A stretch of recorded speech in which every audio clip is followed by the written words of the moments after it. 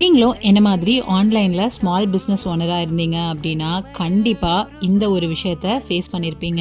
நீங்க வந்து உங்களோட ப்ராடக்ட்டுக்கு நீங்களே மாடலா இருந்தீங்க அப்படின்னா, இப்ப நான் சொல்ற விஷயம் வந்து உங்களுக்கு ரிலேட்டடா இருக்குங்க.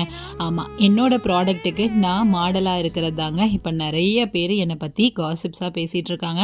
இத ஃபர்ஸ்ட் டைம் எனக்கு கேட்கும்போது பார்த்துட்டீங்கன்னா கஷ்டமா இருந்துச்சு. அதுக்கப்புறமா யோசிச்சேன், பேசுறவங்கலாம் நம்மள பத்தி பேசிட்டு தான் இருப்பாங்க. ஸோ அவங்க யாருமே வந்து எனக்கு ஹெல்ப் பண்ண போறதில்ல. என்னோட லோன கட்ட போறதில்ல. எனக்கு ஒரு வேளை சாப்பாடு போட போறதில்ல.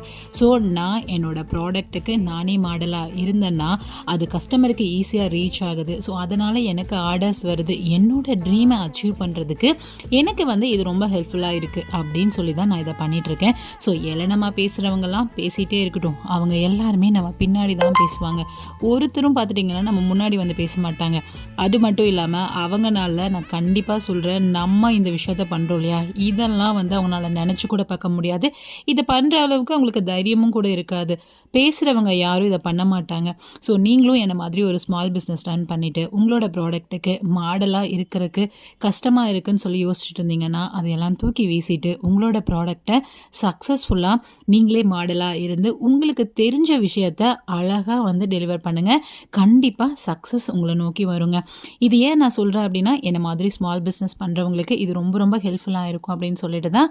ஸோ இந்த வீடியோ பார்த்தவங்க எல்லாருக்குமே நன்றி.